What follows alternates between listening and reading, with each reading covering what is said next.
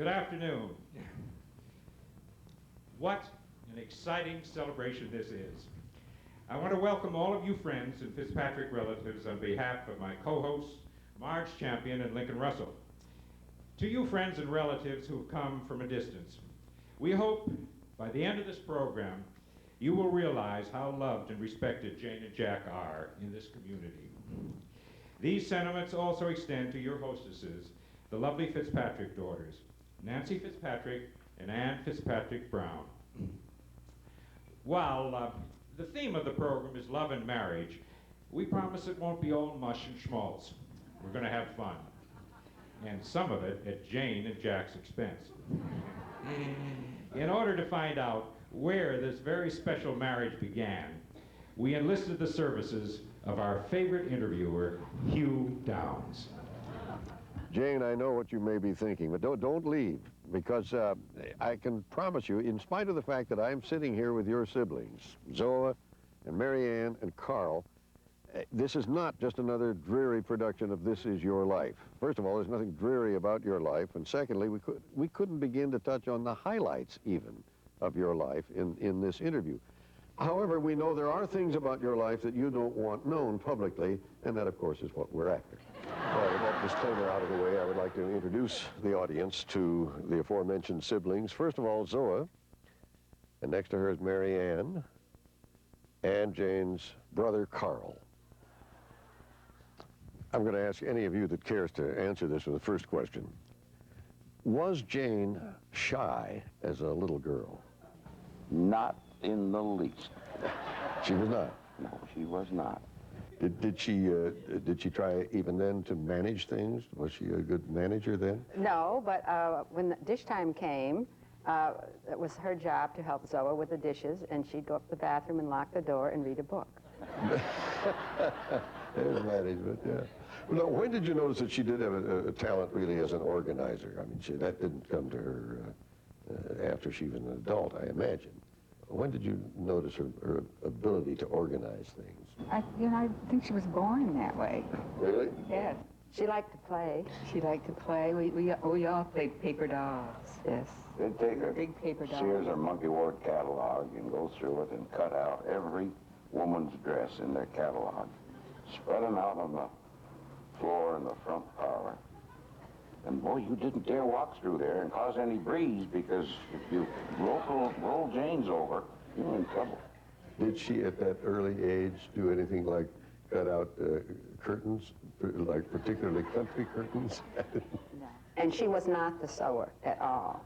I have to ask you what your fathers, or your parents, both of them, what was their reaction to the prospect of having Jack as a son-in-law? Oh, I think they were glad to get rid of Jane. Oh, no! How could you not like Jack?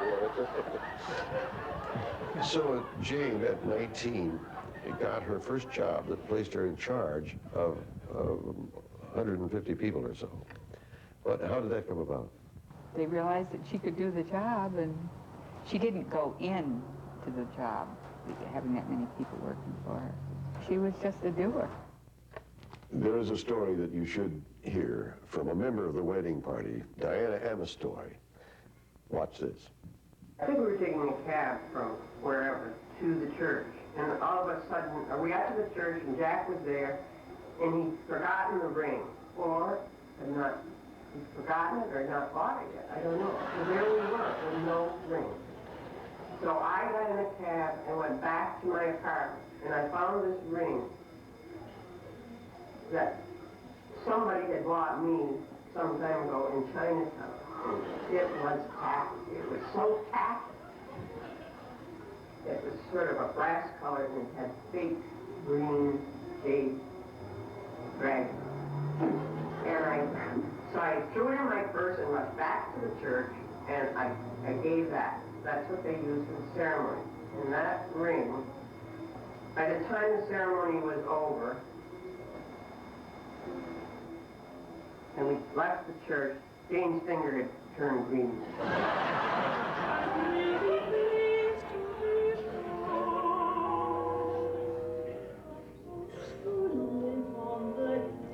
And now we take you back to the beginning and the folks on the hill. The folks of the Carl Pratt family of Vermont. That's Mary Pratt and her second daughter, Jane. And there's Jane at 3 with her sister Zoa. Jane with her father and her 3 siblings on the running board of their new car. And on another running board in Italy, this handsome lad, Jack Fitzpatrick, seems rather lonely. Jack and his sister were born in Quincy, Massachusetts. How about those curls, Jack?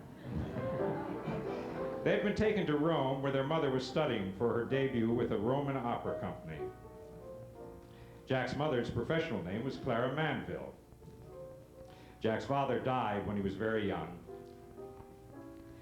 Jane's mother and her father in his army uniform. Jane's school in Cuttingsville, Vermont. It was a one-room schoolhouse, and in the 8th grade, Jane was the only student in her class. This ornate salon is one of the rooms in Jack's school in Rome. That is Jack sitting in the fireplace. His progressive Roman school put out a very comprehensive yearbook to which all students were required to contribute.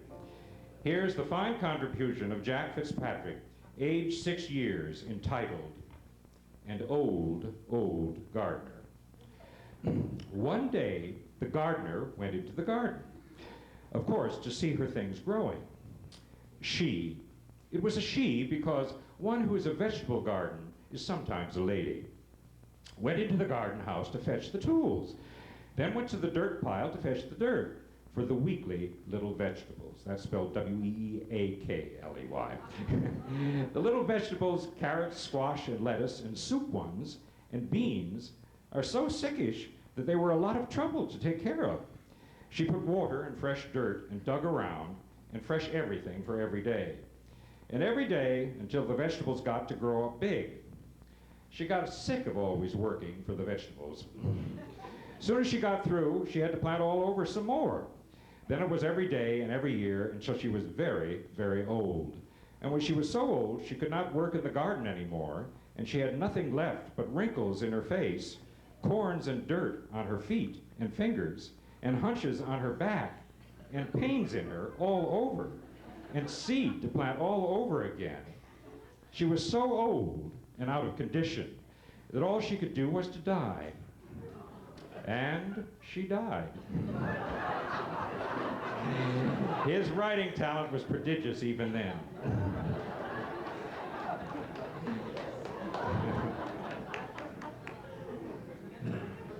He studied in Switzerland, while Jane swam in the creek with Mary Ann. Jane was elected president of her junior class. This was her vice president and secretary. Jane was always the leader, even before women's lib. At 15, her design talent was developing. Joan Crawford would have loved these. Cheerleader, lifeguard, glamour girl, beauty. Then Jack came to town. He was tall, dark, and handsome, and he owned the only convertible in Rutland. And he was a football hero. Without a doubt, they were meant for each other.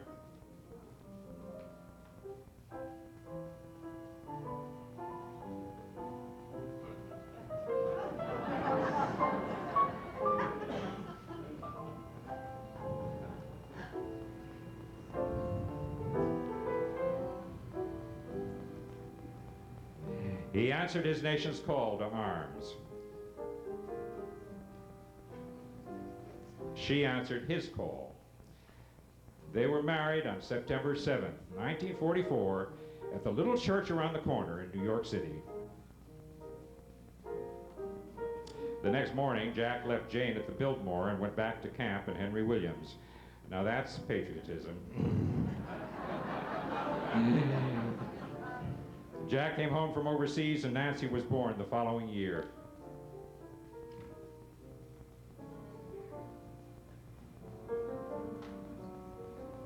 Nancy and Ann.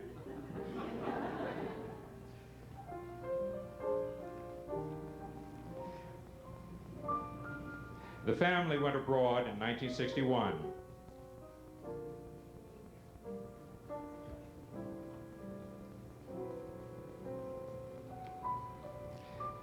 Country Curtains, founded in 1956, broke ground on a new facility in 1964.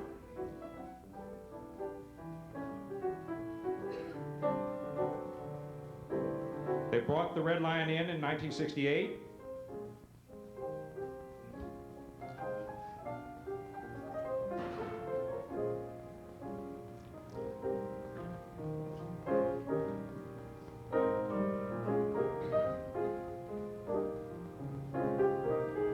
And in 1971, Jack decided to run for the Massachusetts Senate.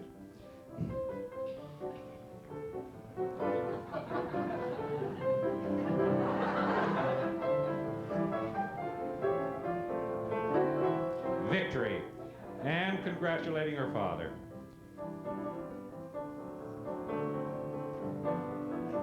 Anne had tasted victory a short time before, when she was crowned homecoming queen at the University of Colorado. Jack looked perfectly at home as Senator Fitzpatrick. In 1981, they bought Blantyre.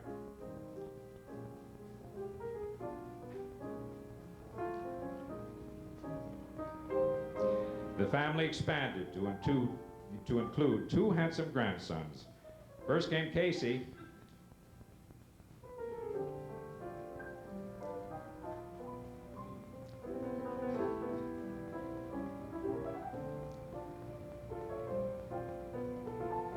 I think this is what might be called a pouting contest with Gramps.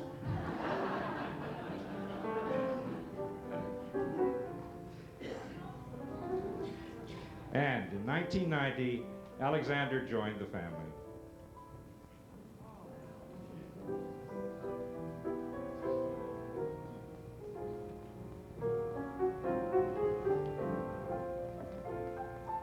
Meanwhile, Nancy's family grew rapidly.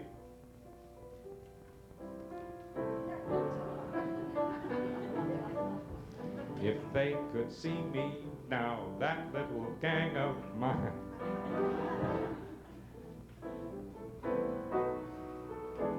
There was more time for travel. You see, Jane wasn't the only shopper in the family.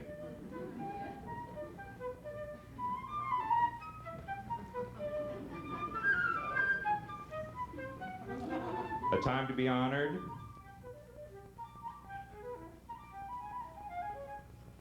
There was time to make new friends. Friends? An Irishman bowing to the English royalty? The saints preserve us.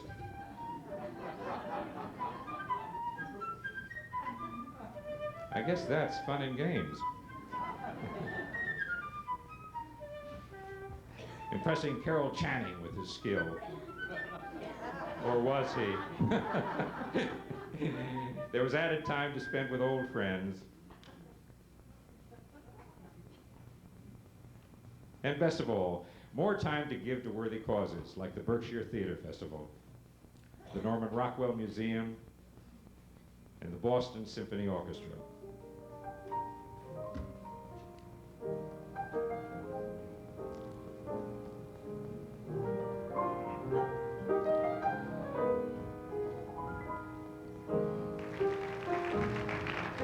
Dear Jane and Jack, thank you for allowing us all here in this audience to be part of the first 50 years of the Fabulous Fitzes.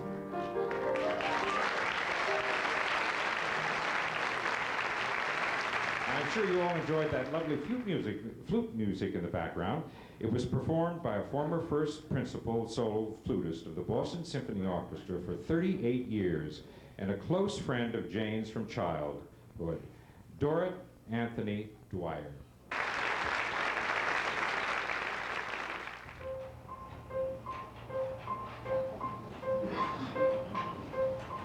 All the dearly beloved have gathered at last.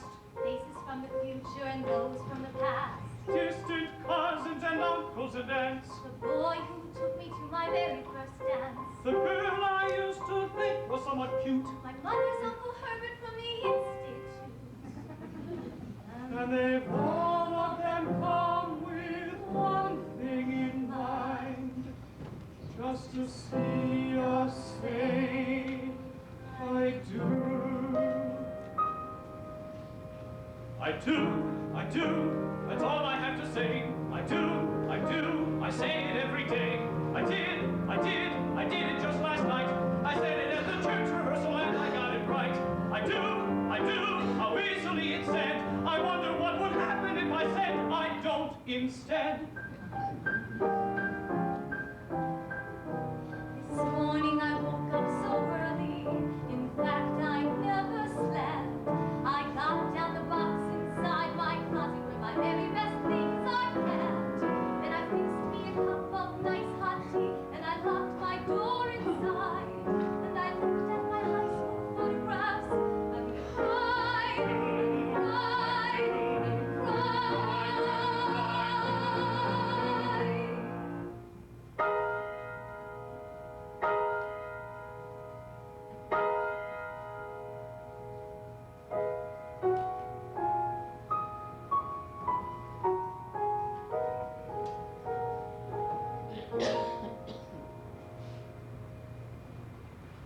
A man and a woman are meant for each other as husband and wife. From this moment forward, I promise to love thee.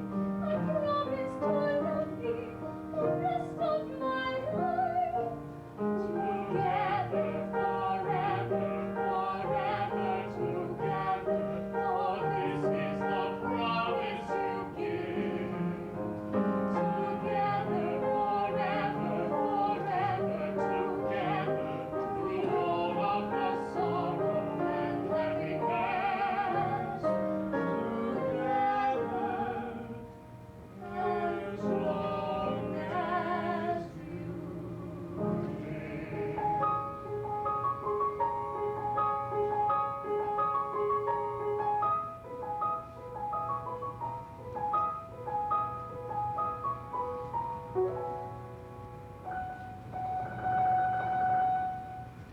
There's a strange new world that you enter when you say I do. Such a strange new world that you barely can believe it's true. For your friends all shower you with shoes and rice. Your head is spinning and you feel so nice. Who thinks that marriage is a paradise? I do. In this strange new world that you enter when you say I do. I do. You can almost see that the future's gonna be a dream. Come true. You can throw away your every care and doubt, for that's what married life is all about. I do.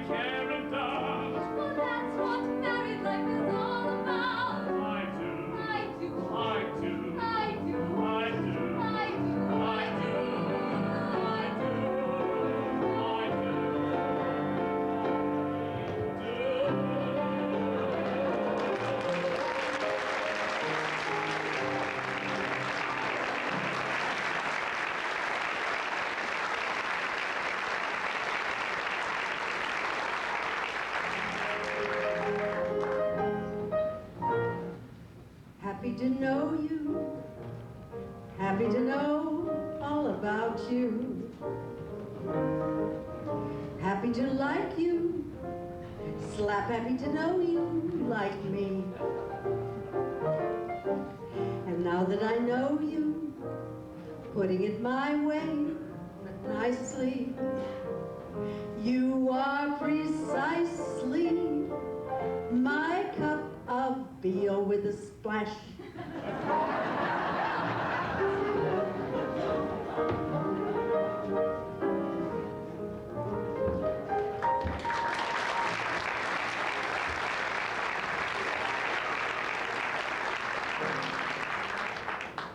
Well, it's nice to be here.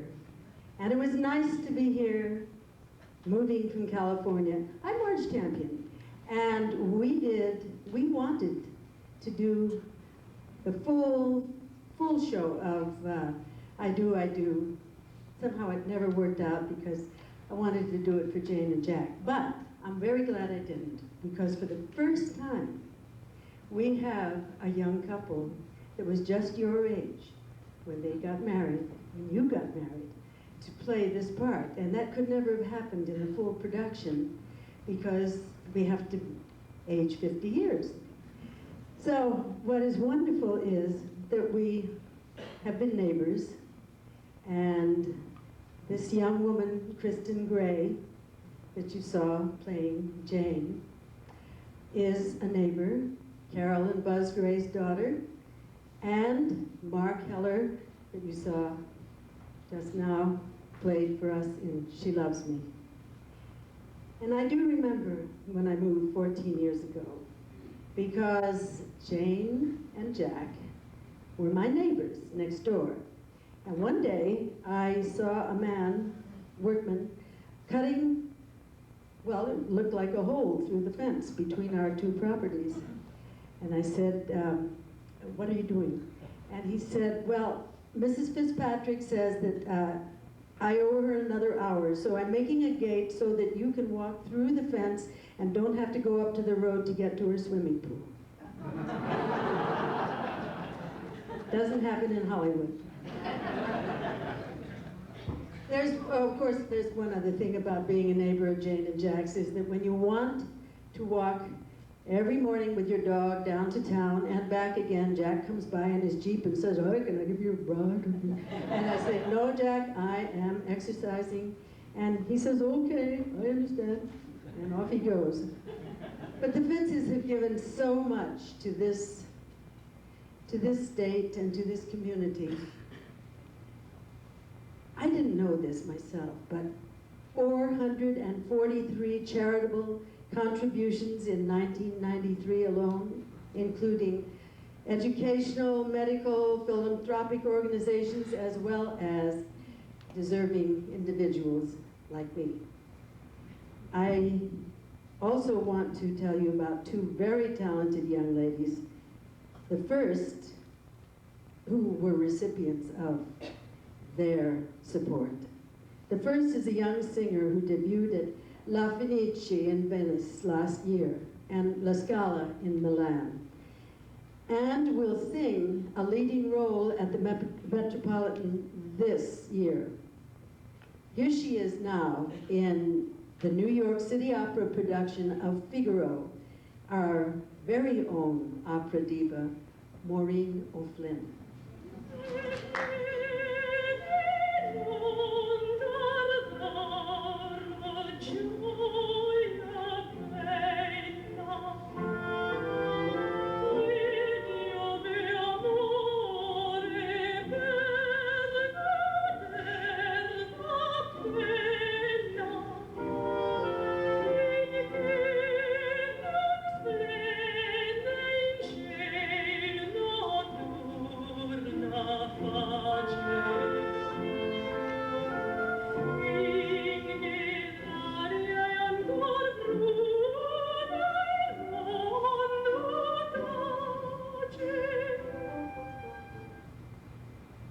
And the Olympic skier from Lee, Krista Schmittinger. Looks like we will in a little few months, won't it?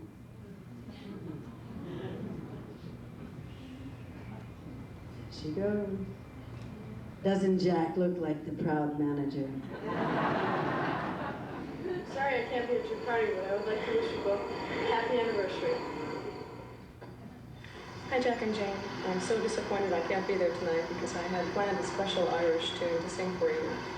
Since I can't be there tonight and I can't sing for you, I can wish you an Irish blessing, and may you always have these. A soft breeze when the summer comes, a warm fireside in the winter, and always the warm, soft smile of a friend. Happy anniversary.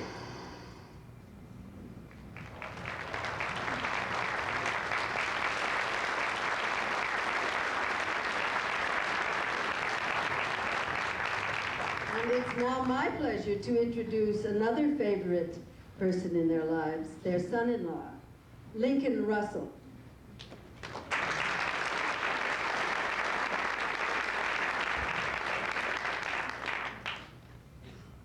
I'm sure that many of us here agree with countless millions around the world who know that you only need 3 things besides a ticket to go to a movie: popcorn, soda, and a good review from our next guest.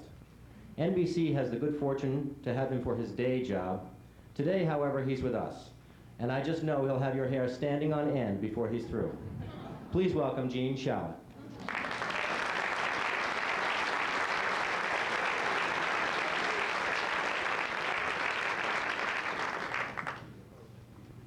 C stands for Country Curtains, obviously. Very famous baseball team. Jane and Jack had been married for about 11 years when they ran a small ad in the Boston Herald advertising ruffled curtains made out of unbleached muslin. The curtains came in 7 sizes, and they cost either $2.25, right, or $3.50 a pair. I guess it depended what kind of a car you drove up in.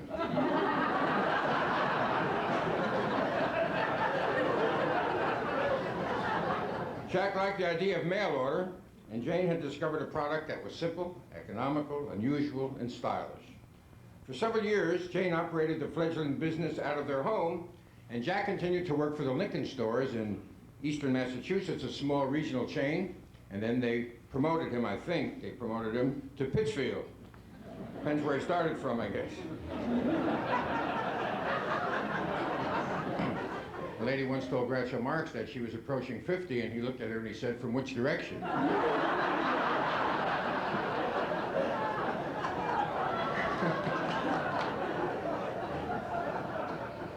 Today, Country Curtains mails millions of catalogs each year, and since the construction of the distribution center in 1981, curtains have been shipped to literally millions of households.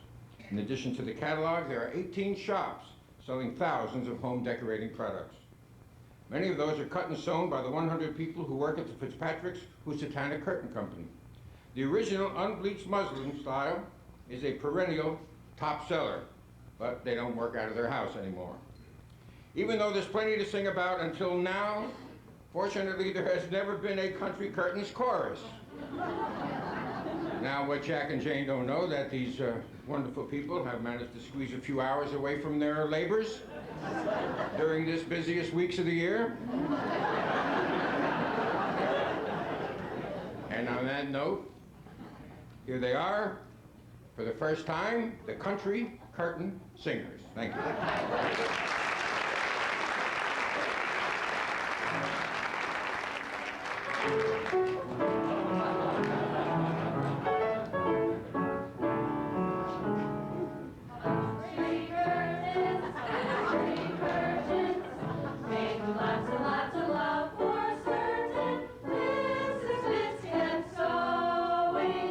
Unbleached muslin kept her going.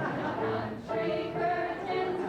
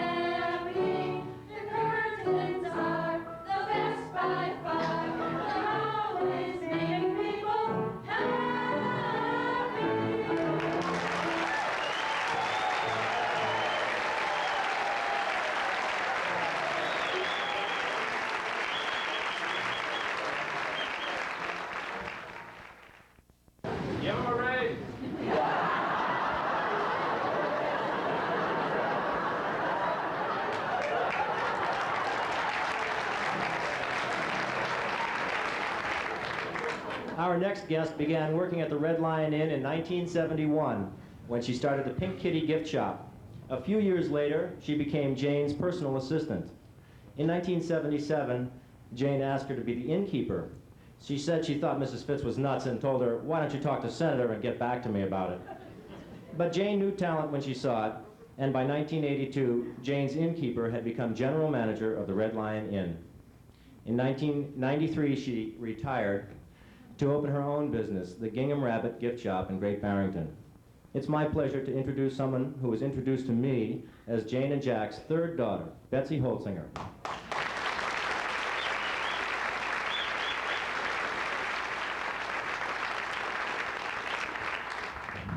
Thank you, Lincoln. You all know a lion stands for courage, and it certainly took a lot of courage and foresight for the Fitzpatricks to buy the Red Lion back in 1968. It also took a lot of courage to keep the inn open year-round, unlike the Treadways and Robert Wheeler did before them. Now, speaking of lions, all while I worked at the Red Lion, there was always these two big red lions out in the storage barn, and I thought they'd be fantastic in front of the Red Lion Inn. But every time I got on that kick, Senator would say, no, that's not a good idea. No, let's not go do that, not yet. And I think Henry Williams is about to give us a hint of why Jack never thought that was a good idea. I also have the pleasure of chatting briefly at this moment now with Henry H. Williams, Jr., who is Jack's oldest friend, or maybe I should say his friend of longest standing, because I think I'm probably his oldest friend. But Henry, I have a couple of questions for you. Everybody who's visited the area knows, is familiar with the two lions out in front of the Red Lion Inn. And I understand some time before those were placed that you and Jack were involved in borrowing a pair of lions from the old Stokes estate. I like the word borrowing. Our house is very near the old Shadowbrook estate, and that estate was sold to a religious order, and the lions had been out in front of this giant Shadowbrook house, and the Catholic order didn't think that was appropriate, so they took the lions and dumped them down in back of the maintenance shed. And in my walking through the property, I had seen these two lions, and then thinking about the Red Lion Inn, one day I said to Jack, hey, the caretaker tells me that those lions could disappear and nobody would care. And so Jack got a truck and about 4 healthy men, because these things weigh probably a quarter of a ton each. And the lions ended up on the truck, and Jack stored them in one of the big buildings in back of the Red Lion Inn.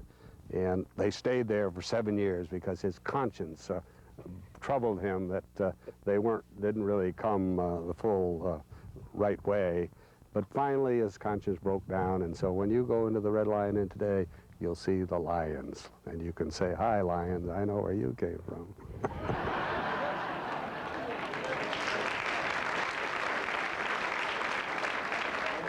I want to say, I know for certain that Jack sent a check, right?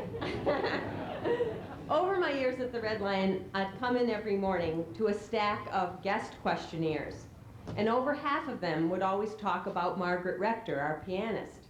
And so much so I'd tease Margaret and say, are you paying the guest to write your name on these, But anyway, she certainly doesn't have to pay anyone to rave about her. She's wonderful. She's been with the Red Lion for over 20 years and continually graced the inn with her warmth, her charm, and her talent. And it's my pleasure to introduce her to you right now.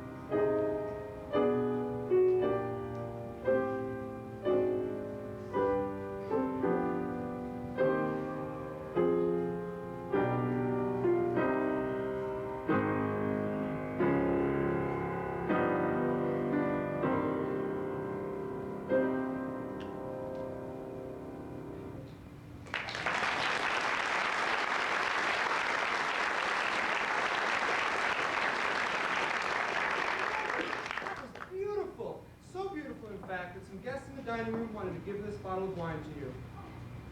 Actually, I'm just kidding. The wine's for me and some of my friends from the inn. We're taking a little break. Give on red line, give a cheer. With the flag red line, that's the Tigers do. We're the Fitzes, best press, the Fitzes, 10 feet all the rest is why we're here. Here's the young red line, raise a roar. We will fight red line till we are no more. We will break our back all for Shane and Jack. We're the Fitzes, and that's why we're here, that's why we're here. We're around the inn both night and day, just to serve you all in every way. Stick around, red line, stick around. You're the best red line, and you're hallowed ground. Let's all shout, hooray! Raise a toast, we say it's the Fitzes' day. That's why we're here, that's why we're here.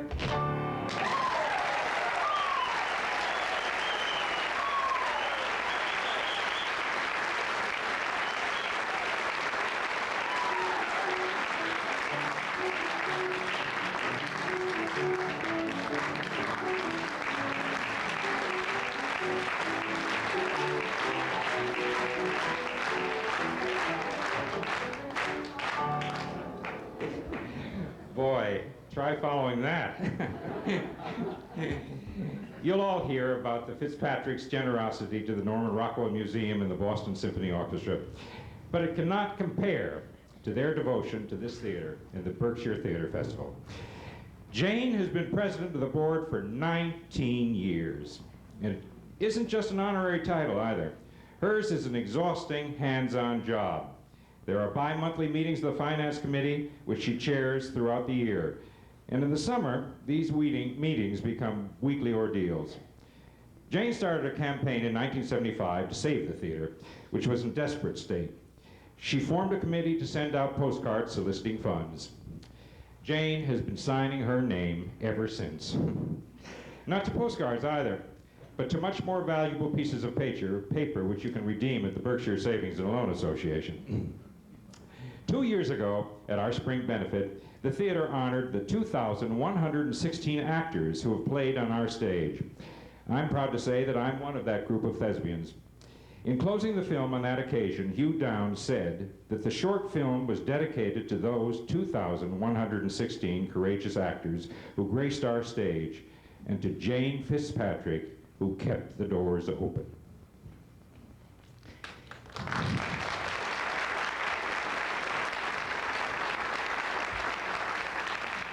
So that you can appreciate the tremendous talents who have played here in this Jane and Jack Fitzpatrick Auditorium. Here are some of those actors. The dates are the years that they were in our companies.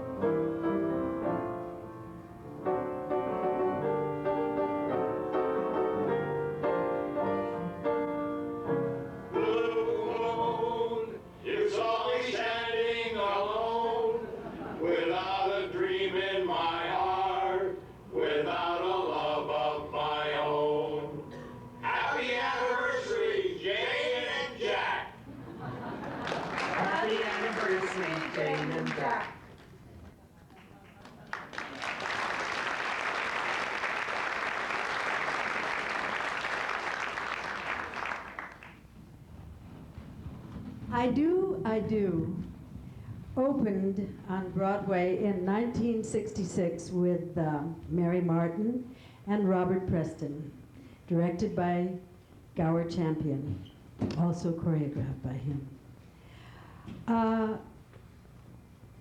We're very lucky, because we have a neighbor who has agreed to play Mary Martin at the time. Actually, is Agnes in the show. Agnes and Michael have been married 50 years. They've had their big 50th wedding anniversary, and now they are packing up and going to their new home, which is a bit smaller, but they are getting ready to retire, which I don't think you're ever going to do. Anyway, we have tonight our wonderful, wonderful Phyllis Curtin to play Agnes, and my great friend from New York, Peter Walker, as Michael.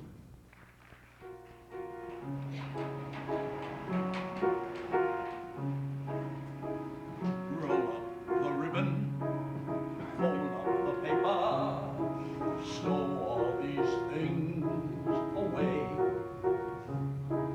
This day is done, and another is on its way. Pack up the present, look to the future. One thing I know is true.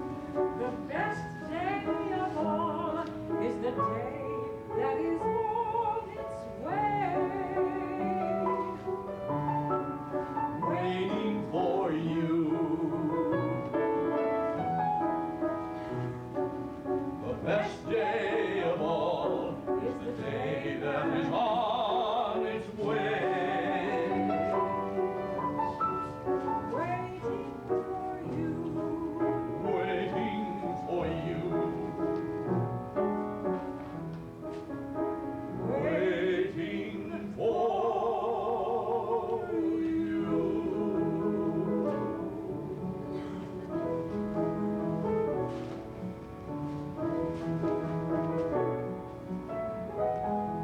Agnes, did you put this pillow on the bed? And why, for heaven's sake? I wanted to leave them something friendly. Oh, you did it. Well, Agnes, you can do anything you want, but I will not allow you to do this to that boy. Why not? The first time I saw that pillow on this very same bed, the first night of our marriage, I nearly burst into tears. Oh, you did you? Well, so did I. When I first saw this pillow, I suddenly felt as if I'd been caught up in a whirl of women. Yes, women. I suddenly saw looming up there behind you the biggest trade union in existence. And if I hadn't been such a coward, in my long woolen underwear and my shoes off, I would have made a dive for freedom. That's a fine thing to say after all of these years. Well, you can laugh, you can burst into tears, you can stand on your head. You can divorce me, but the answer is no, no. All right, Michael. All right.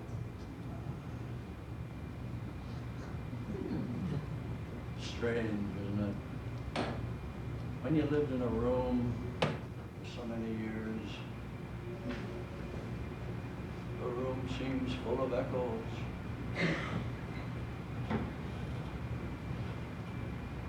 I wonder how the next couple get along.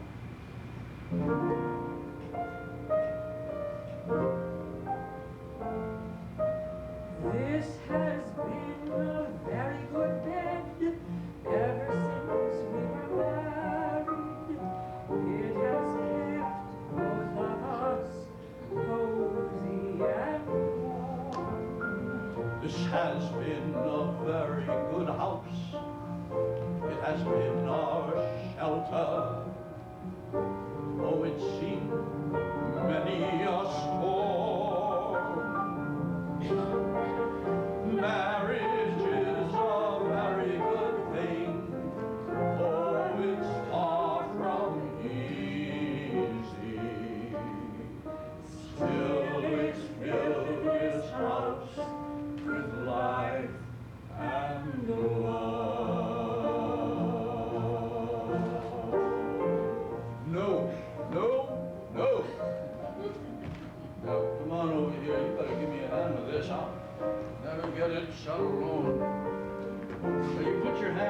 catalog, and when I do this, I say yes, all right? When I do this. You ready? Yes. Is it shut? Not quite. Well, what do you mean, not quite? Either it's shut or it isn't. It isn't. Come on, we'll try it again. You ready?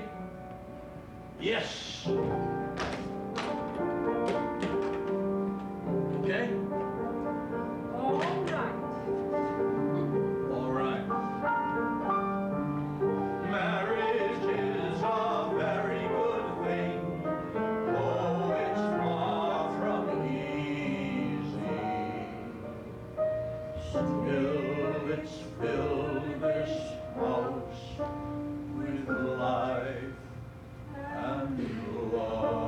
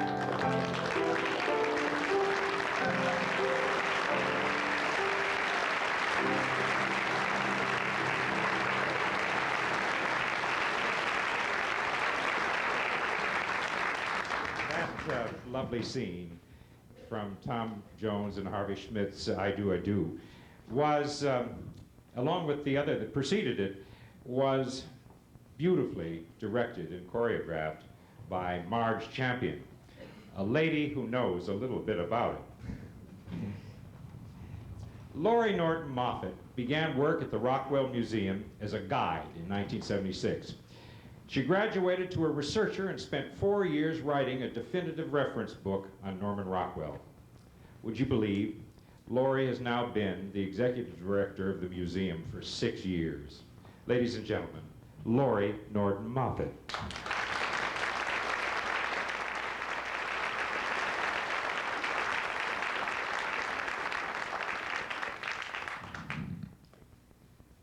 Just as every theater needs its guardian angel, every museum needs its patron collector.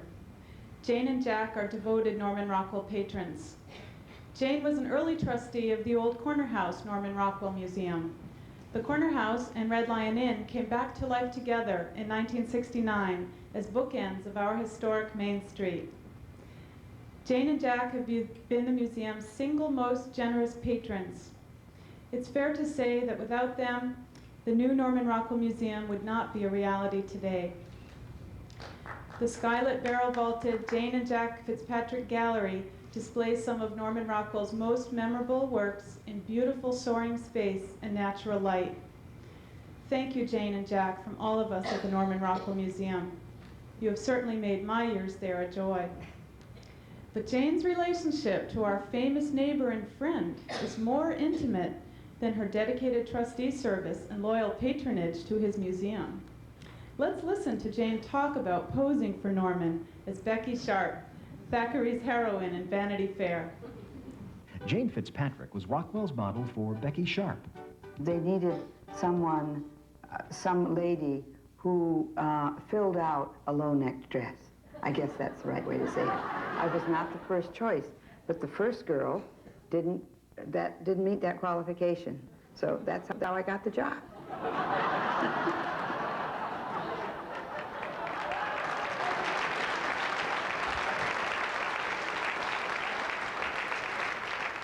Well, that's a tough act to follow, I must say.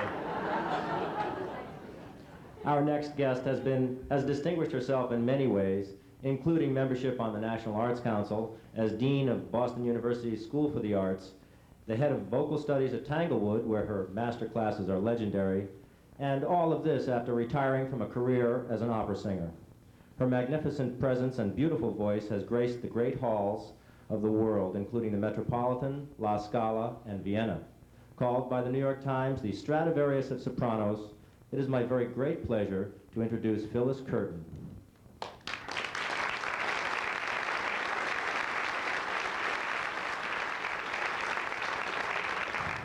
Thank you. Before I say anything else, I have a poem for Jane and Jack. When first is last, and last is first, is it Jane and Jack, or Jack and Jane? Hard it is to know which it is it heart and soul, or soul and heart, when both are the life and blood of Berkshire County?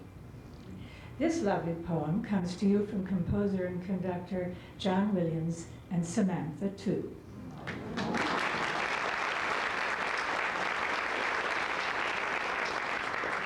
It's lovely for me to be able to bring the greetings, the very special greetings, from the Boston Symphony Orchestra to Jane and to Jack.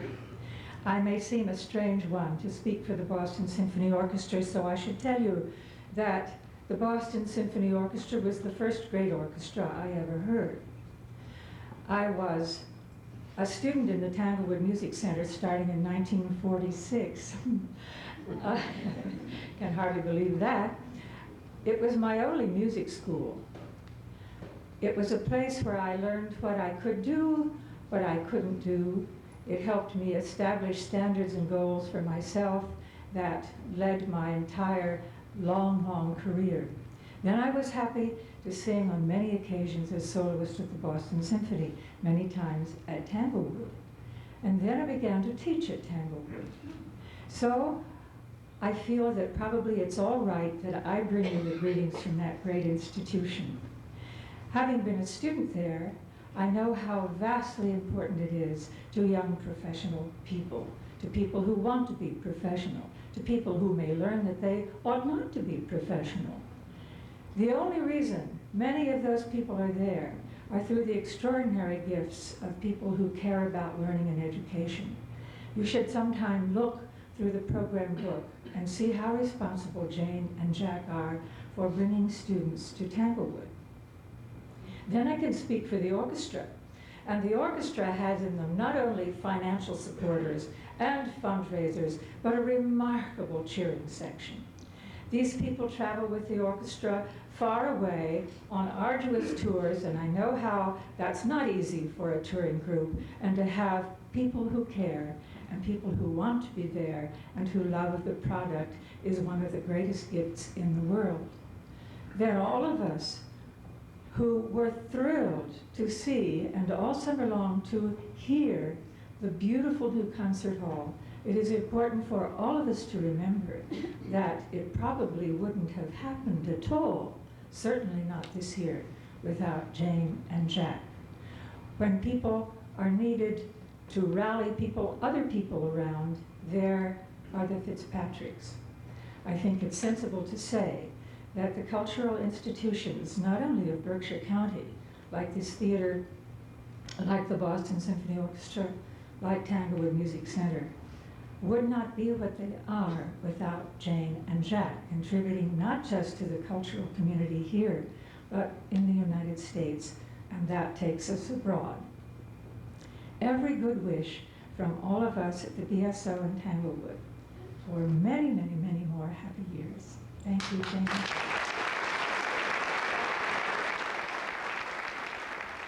You say, right, Seiji, this is a very important day. Yes. Do you know what it is? Because Jane and Jack's 50th wedding anniversary. Absolutely. They're both 50 years old.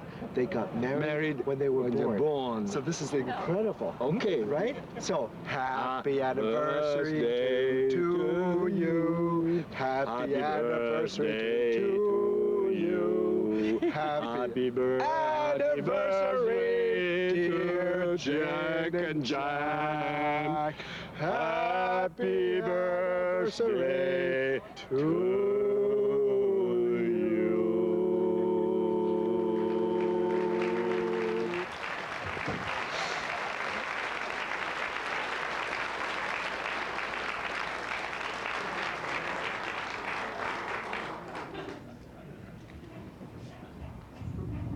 There is a story about Jack Fitzpatrick on the golf links that I felt I ought to relate to you in person. This story is apocryphal, possibly, but it should be related before you see this next segment. The Housatonic River flows beautifully and treacherously through the Stockbridge Golf Club, intersecting its fairways in such a manner that a sink trap meander on one side, near one hole, forms a peninsula from which it is possible to lose a golf ball on either side. And although I was not present when the alleged event at Stockbridge took place, I have several times played golf with the senator on that famed course, and I can understand how his normally cheerful and happy-go-lucky disposition could have been undermined by massive bad luck. When I last played the course with him, and it wasn't very long ago, he chucked 5 consecutive balls into the Housatonic River, and I got a glimpse of where this might lead. He maintained his composure, I should report, but I felt barely. So the story I'm about to relate, while only hearsay, may be instructive.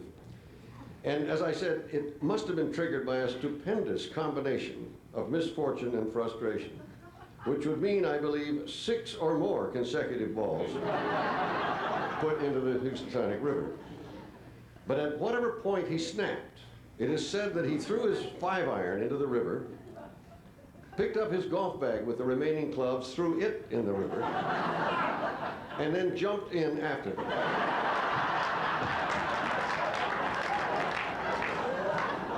Now, this story may not even be true, but I tell it to you because I am a gossip monger, and I submit it for your evaluation.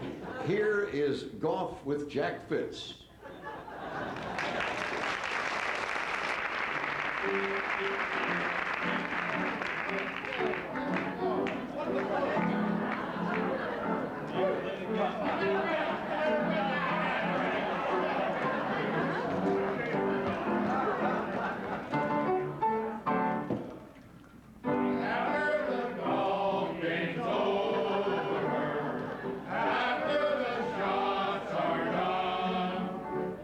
After the clubs are polished, who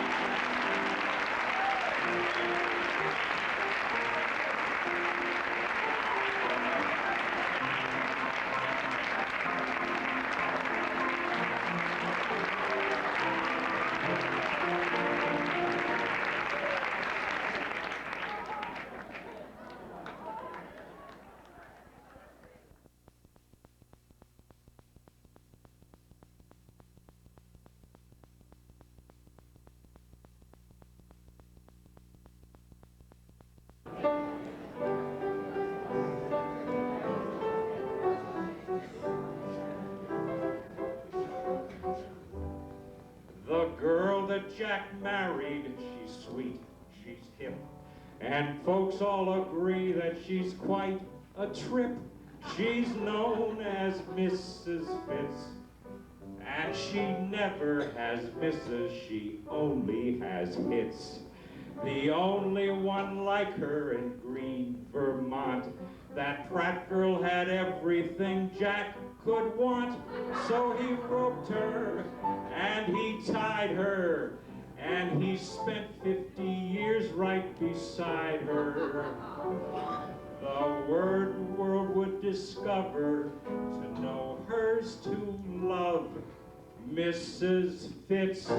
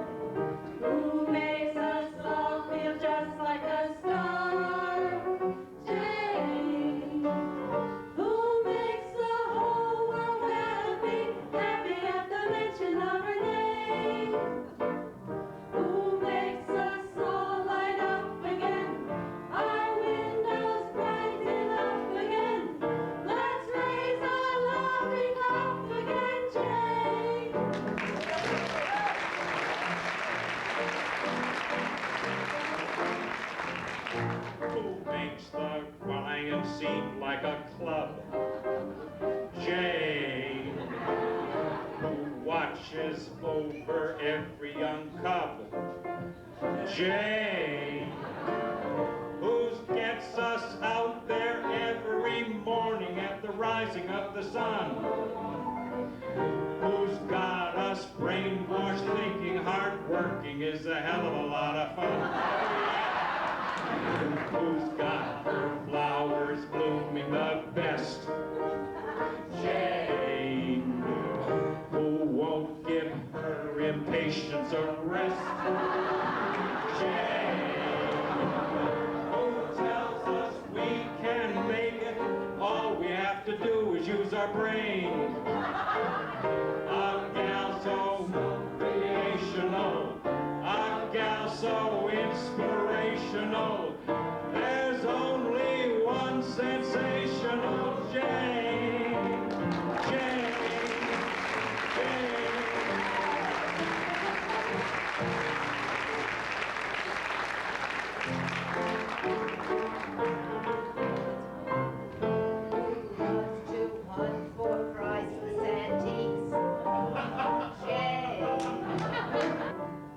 Shopping spree brings pink to her cheeks. Jane, who's always after us for a very, very worthy cause. Whose efforts for the arts alone brings down a lot of who loves to travel, wants to go far. Jane, the BSO awards her a star. Jane, our goodwill hostess with the hostess, yes, the mostest of them all. Always and all, the lady is the best of all. The lady is a lady doll. The lady is Jane. Jane. Jane.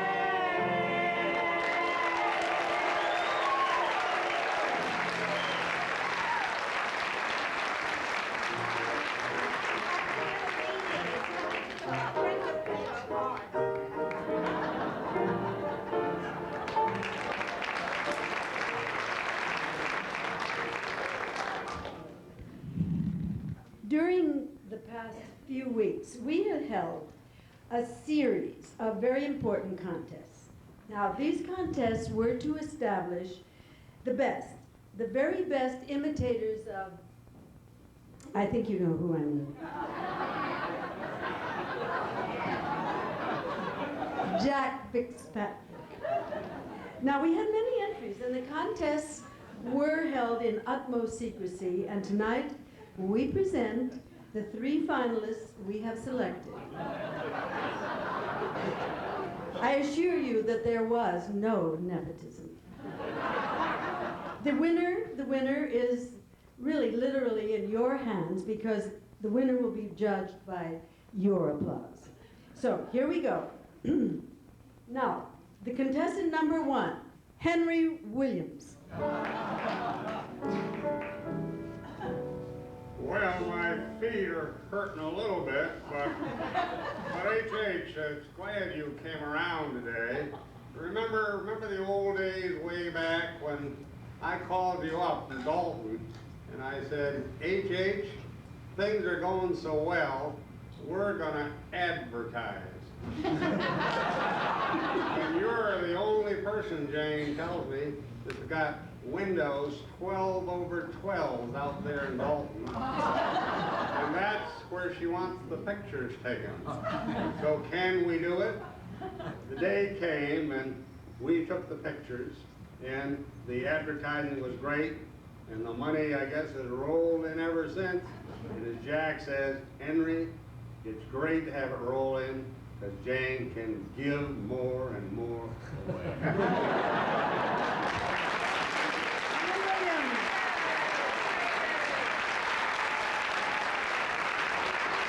And now we have contestant number 2, Lincoln Russell.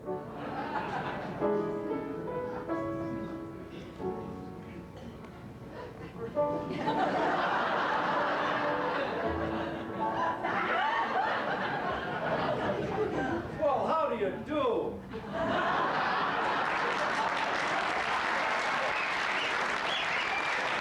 Nice to see you people.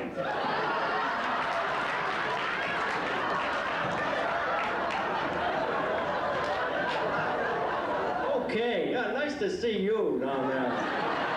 Berkshire County. I want to show you a picture of my new horse. Lucky Jack.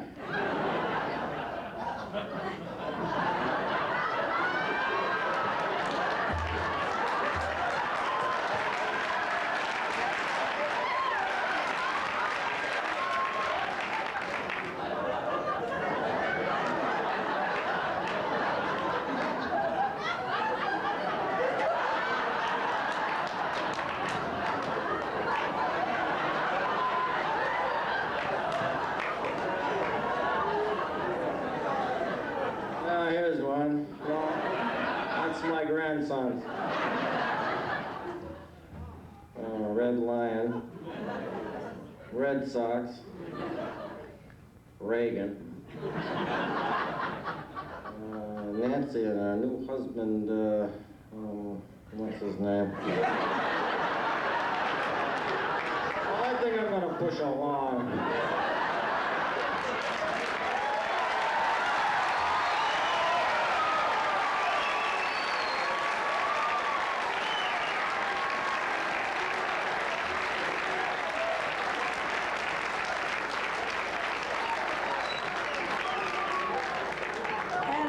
Now, contestant number 3, Casey Fitzpatrick.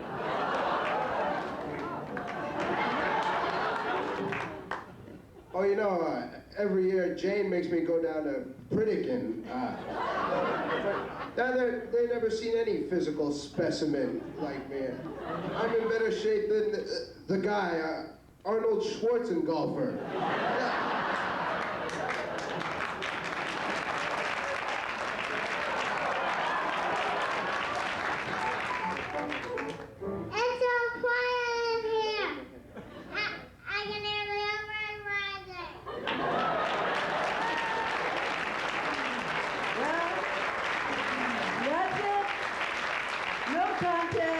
It is young Mr.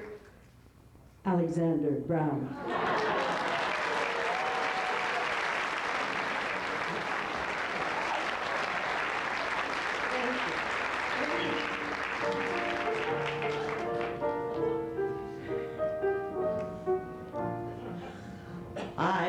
used to dream that I would discover the perfect lover someday. I knew I'd recognize him if ever he came round my way. I always used to fancy then he'd be one of the godlike kind of men, with a giant brain and a noble head, like the heroes bold in the books I've read. Well, along came Jack, the leader of the pack. To see him on the street, you have to notice him. That noble chin, that Irish grin, are just the kind that you would find in a statue, and I can't explain. It seems it's always Jane who's got the knack. He's loved her for 50 years, my dears, because he's just her Jack.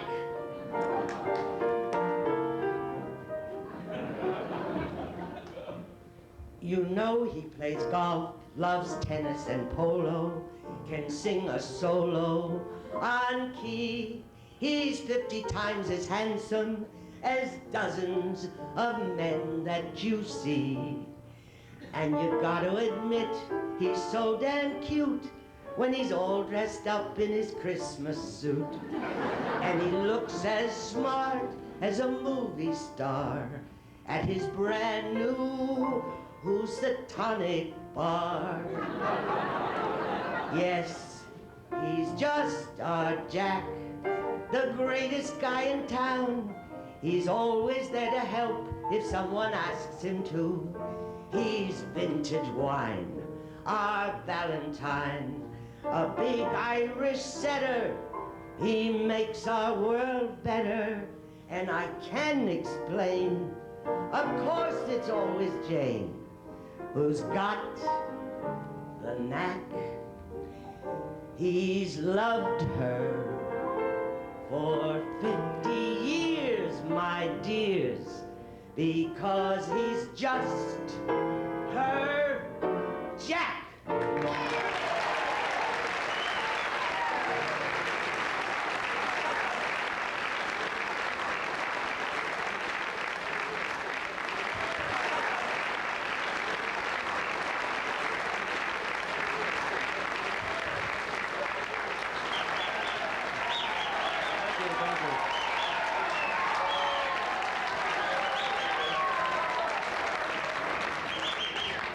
Our next guest spent the last 20 years or so as a director on and off Broadway.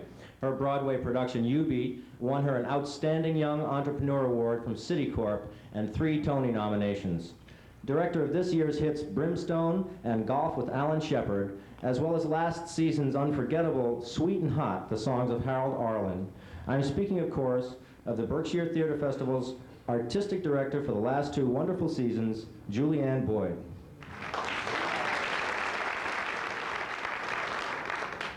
Thank you, Lincoln. Now you know what a quick change is. You saw Lincoln do it. The Berkshire Theater Festival is delighted and honored to be part of Jane and Jack's 50th wedding anniversary celebration. As Bill Swan said earlier, for almost 20 years, Jane has nurtured BTF, and her leadership and generosity have been the 2 most important factors in BTF's growth and development. We here at BTF thank you from the bottom of our hearts and send to Jack and Jane our heartfelt love and warmest wishes for many, many more anniversaries. I'm delighted to be introducing today one of my favorite performers and a dear, dear friend, a woman whom I've worked with since 1978. She was one of the original cast members of Eubie on Broadway. She's also worked at BTF twice. 2 years ago, she was in the production of Ain't Misbehavin', and last summer, I had the privilege of working with her again in our opening show, Sweet and Hot, the songs of Harold Arlen. Today, she will be singing a song from Sweet and Hot, one that was originally written for the musical The House of Flowers. The song, Sleep and Be, has music by Harold Arlen and lyrics by none other than Truman Capote. And now I give you the very sweet and very hot Miss Terry Burrell.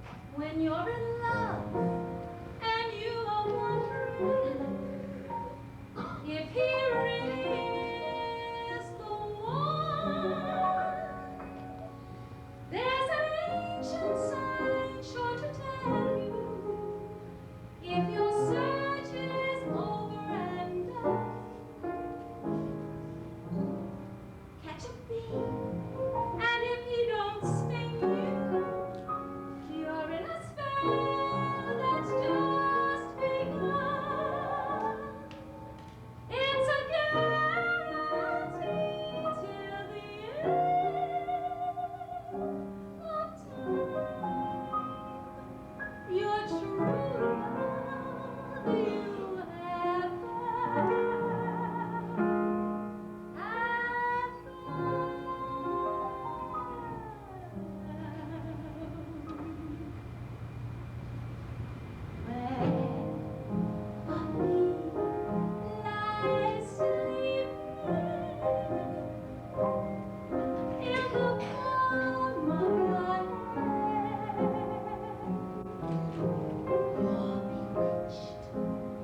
And deep in love's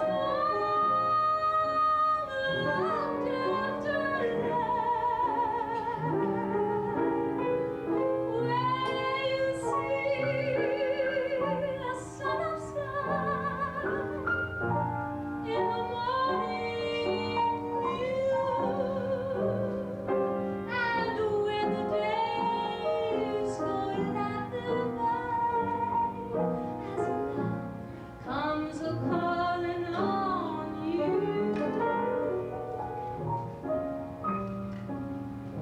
Sleep on me, don't waken. I can't believe what's just passed. He's mine for the taking. I'm so happy at last. Maybe I dreams, but he seems sweet gold as a crown. A sleeping beast done told me that I once led my fate off the ground. When my one true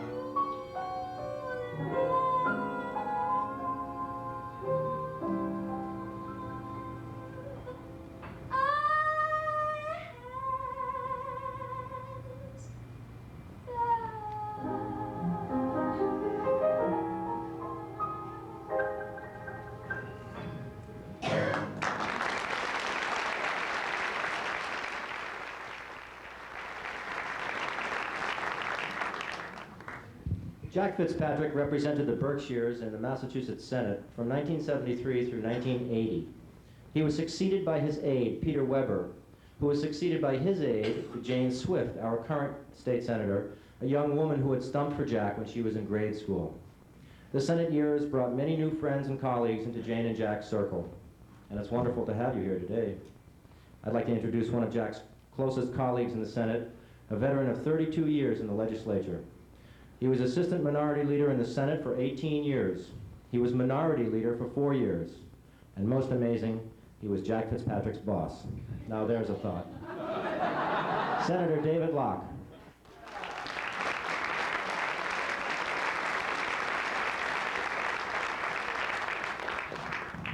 Thank you very much. Pat and I consider it a signal honor to be allowed to join with the friends of Jane and Jack and come up here and celebrate this tremendously important and significant event.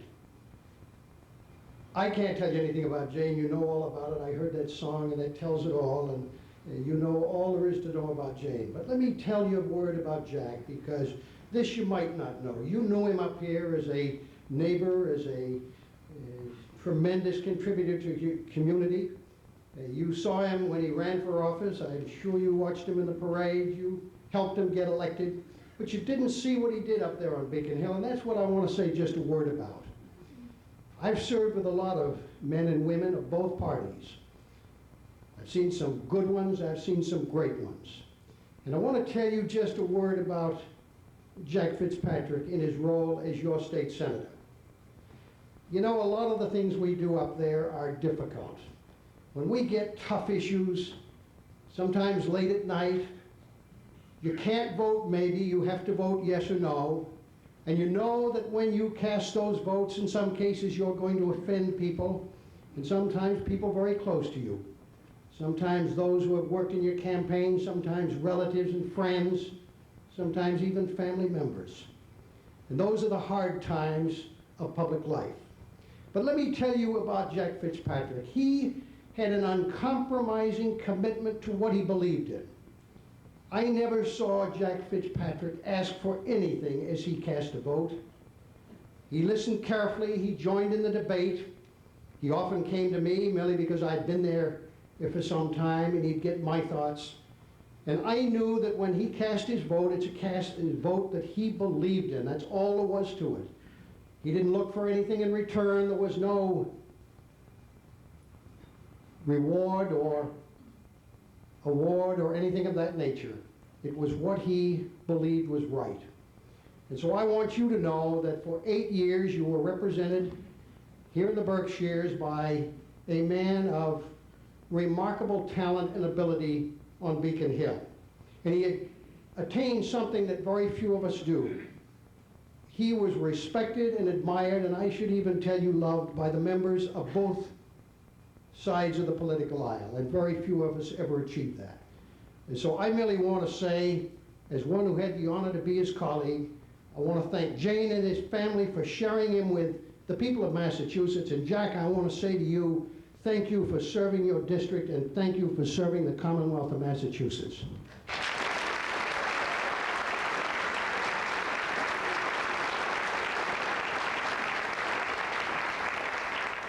I have now the honor of presenting to you the next speaker. I always want to speak before him because once you've heard him, nobody can speak after him. He and I came to Beacon Hill about a third of a century ago. We were both young men. We had young families. We used to sit and we'd exchange stories of family life and our dreams and hopes for the future. We served both in the House, and then we went to the Senate. An extraordinary man by every standard. I, for 30-some-odd years, was his political adversary.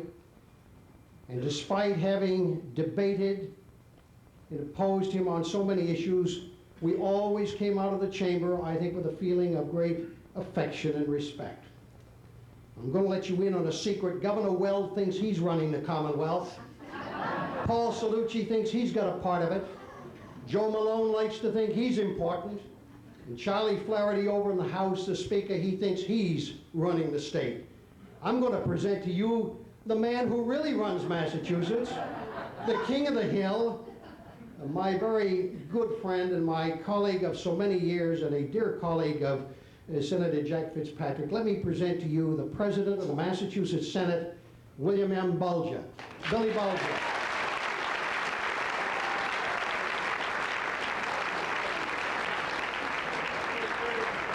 Oh, don't go away. Well, it was very generous of you, and thank you very much, David Locke, and ladies and gentlemen. It's a delight to be here.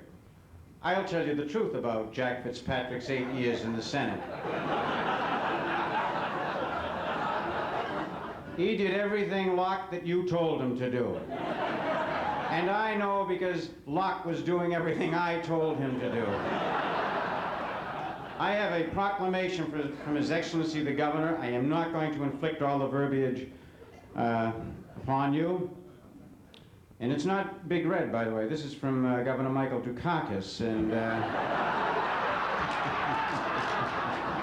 it's given to me on the way up the stairs by Harry Ellis Dixon.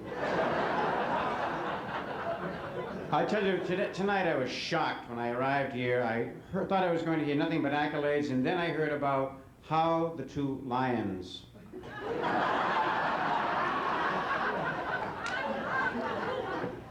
We Democrats are taken aback. And to think that he had the good counsel of attorney David Locke keep it for 7 years in the garage until the statute of limitation runs.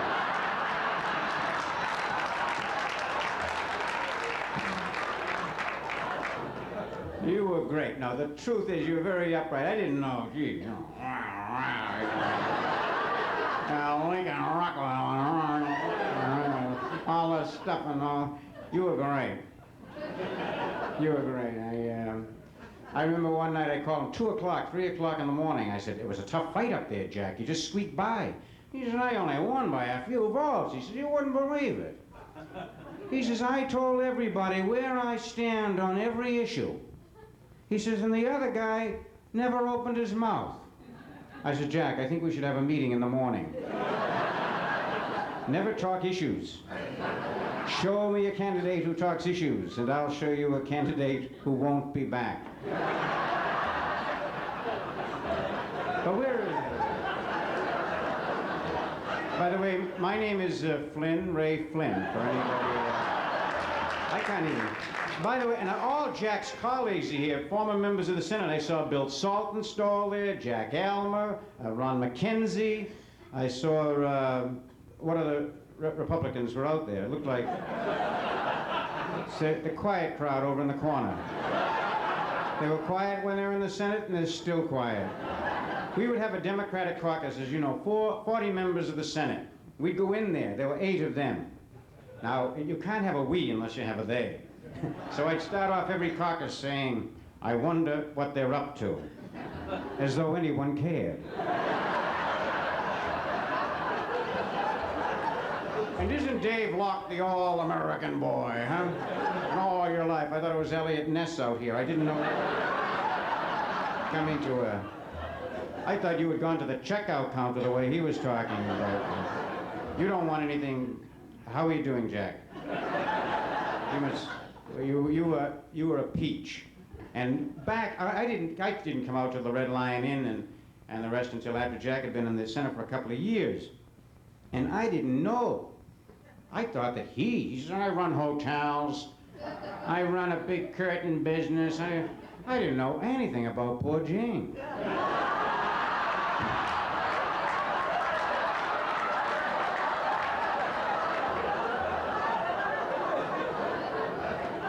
And then when I went up, he says, and here's the lady of the house. Yeah. And she confided in me that she had sent him to Boston so she could get something done.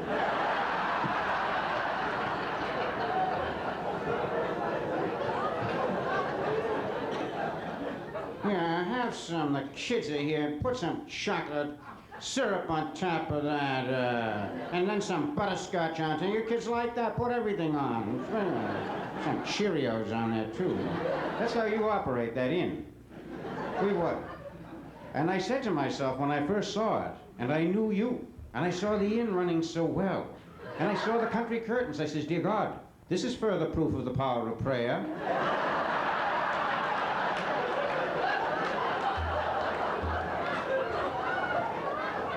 You glad I came? Thank you very much.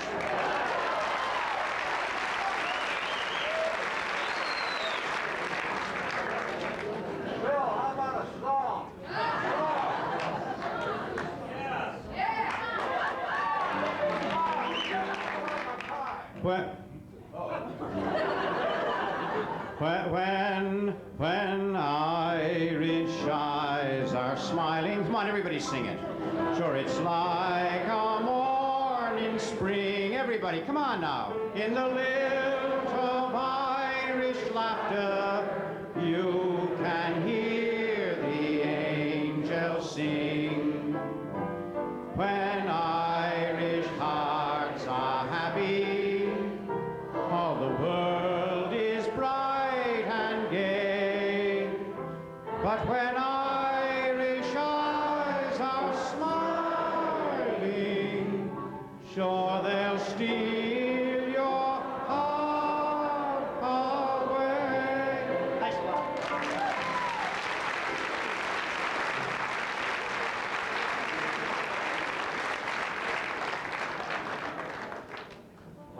have an ear for music, and I have an eye for a maid. I link a pretty girl with each pretty tune that's played. They go together like sunny weather goes with the month of May. I've studied girls and music, so I'm qualified to say a pretty girl's a country curtain skirt who hangs around all day. Oh, how they stare at each fabulous pair. She'll flirt a bit, raise her skirt a bit, and never give a care. You can't escape. She's in your memory by morning, night, and noon. She will leave you and then come back again. A curtains girl is just like a pretty tune. And now to narrate fashions from country curtains, Mr. Gene Shalit.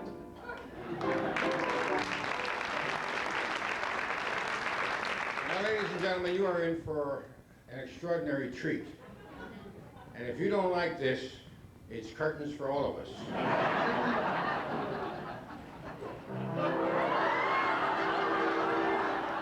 This is Miss Unbleached Muslim. This was Jane's first fabric, authentic 100% pure cotton muslin. Choose the warm beige.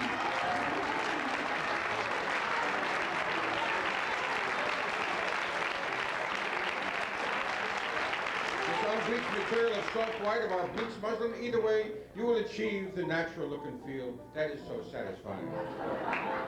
How about Miss Narrow Ruffles, Jane's first success?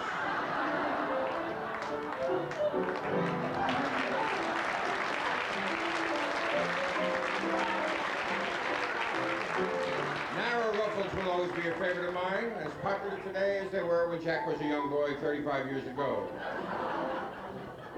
And now, Miss Dotted Swiss, that's right, Dottie Swiss is back.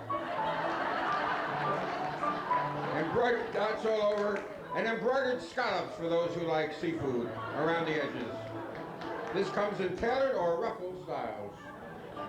Now, Miss Wide Eyelet Ruffles. Classic American made wide eyelets.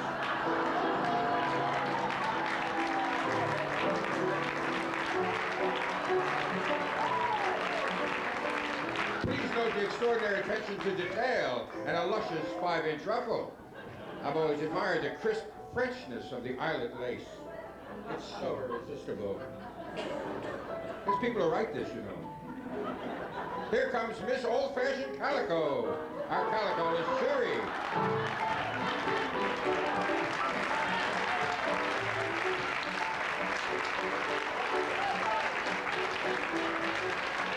This is very versatile. Comes in 2.5-inch ruffle or a wide 5-inch ruffle. And now, Miss Irish Lace Ruffle. Our Irish lace speaks for tradition and grace.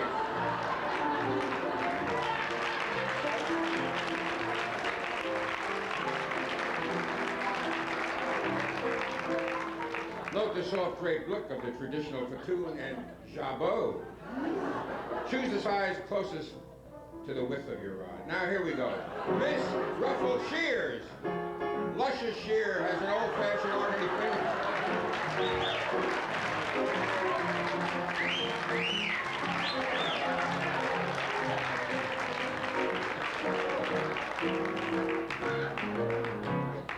You think they don't have fun over at that factory? This is the uniform they have to wear every day over there. How about Miss Red Lion Ball Fringe? Country curtains ball fringe for every ball in your house.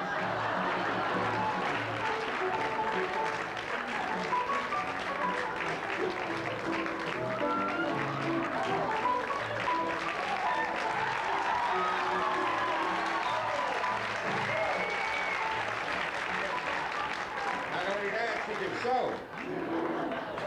Here is Miss Tea-stained floral, a material that occurred when Jane spilled a cup. Flowers, berries, and leaves in inviting shades of red, blue, and green. You've seen blue leaves. Are primed in a tea-stained background for a wonderfully appealing feel. Very nice.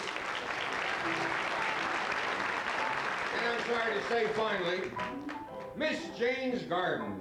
Jane has said, sometimes I want to see vibrant colors at my window. I feel refreshed and invigorated by the brilliant mixture of colors.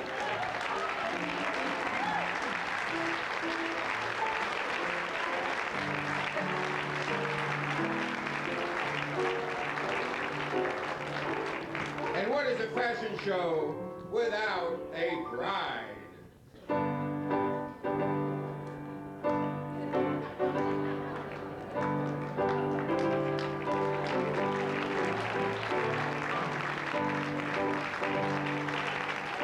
We got that train from Amtrak, by the way. Only Amtrak can come. You have to have a lot of relatives to carry a train that long. This is an exclusive country girl. Sing, man, sing.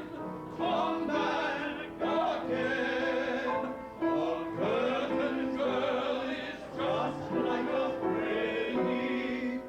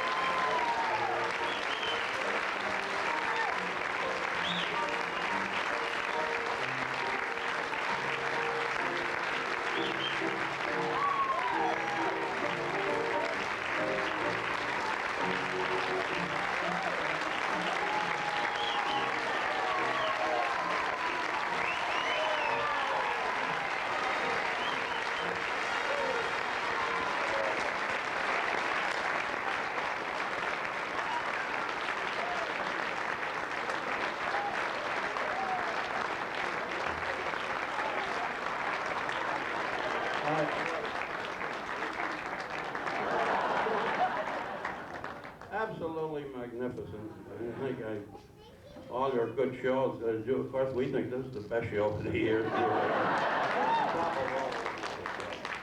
But we don't know how you did it. And thanks a million, and thank all you people, too. All right. You should know, you should know that Jack and I knew nothing about this. But I'm stunned.